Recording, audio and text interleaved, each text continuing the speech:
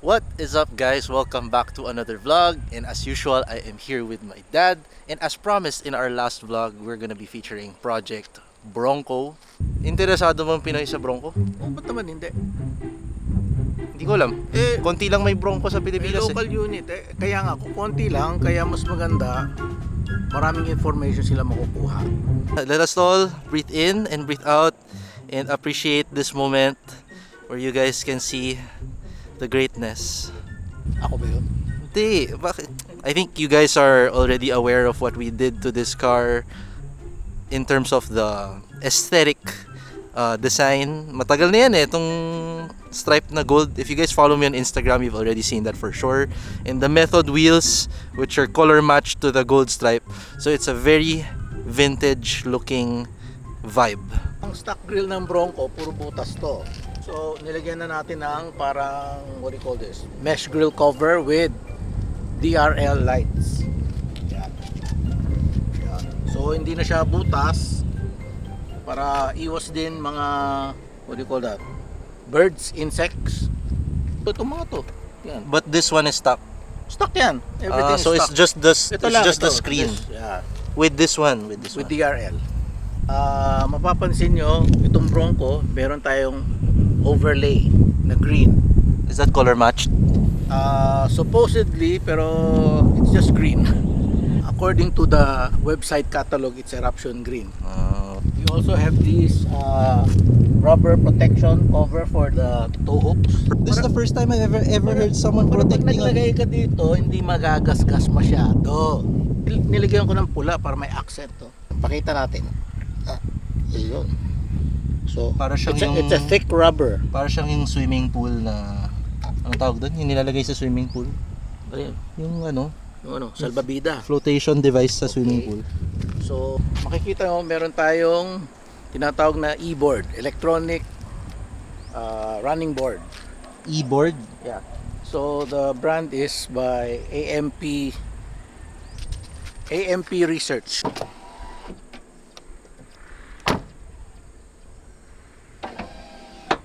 The original step board ng Bronco, mataas siya. Kailangan ganyan. Ang original dito. So, ayan taas oh. So it makes it look like it has more ground clearance here. So that's why it's a good mod. So, pinalitan natin tong tailgate brace ng heavy duty. But the stock one was already heavy duty. Hindi siya heavy duty. Why? Ganyan ang rating nun So it was not rated for the weight of this? Rated siya pero hanggang dun na lang. Kasi you might want to put more things at the back. Will you be putting more things at the back? No? Then why do you get For that? now? Nice. You also put this Chewbacca badge. Oh, yun. Chewbacca. Okay. Table from Bro Addict.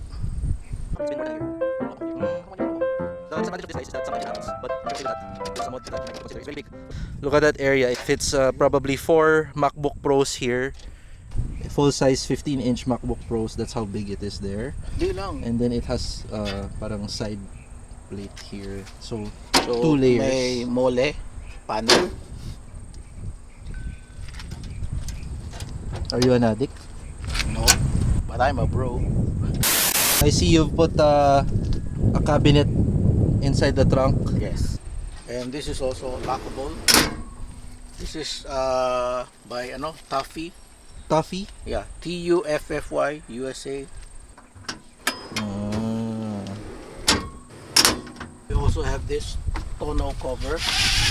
Isn't that stock? No, this is not stock. This is aftermarket. Okay. This is useful, guys, if you want to conceal the items that you put here. And we also changed the light, upgraded the lights. LED white lights.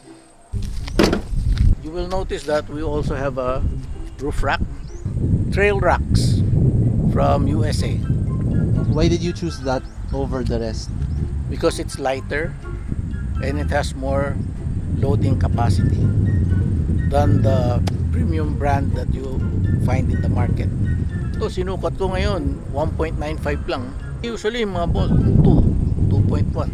Pag may awning ka, baka kakasya pa rin. American cars, parati may kulang sa cubby holes, cup holders. So, nag-search tayo sa online and we have some accessories from online that we have put in the Bronco. One of them is this one. Ito. This is a cup holder na naka-mount dito sa door. Okay. Another is ito.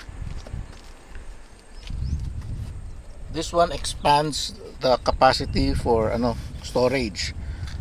Kasi ang original ito lang. This part only, itong net lang. Hanggang dyan lang yan. Another accessory is this one. Under the handle.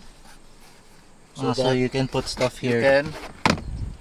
And then we also have this protection for stepping. We also have this. What do you call this? Parang ledge.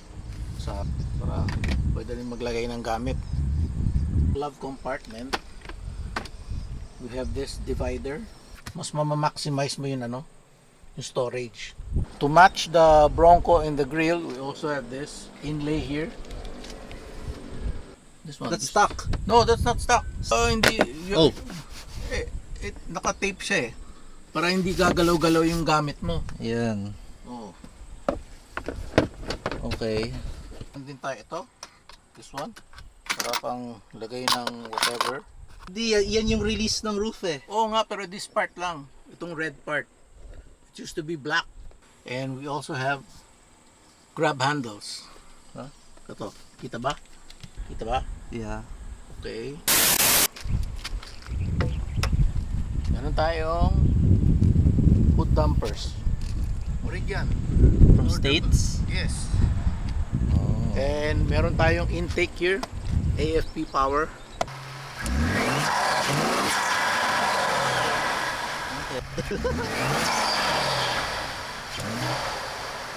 Oh, doon tayo sa rear para makita nila exhaust.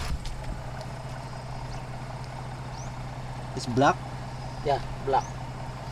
Matte black? Dual Dual? twin exhaust.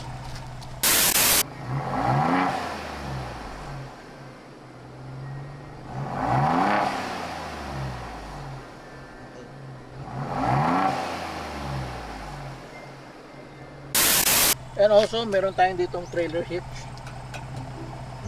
So anong car yung i-vlog natin next? Next, kayo, anong gusto niyo i-vlog natin? Vlog natin yung Jimny. From the last vlog, marami na rin nangyari sa Jimny.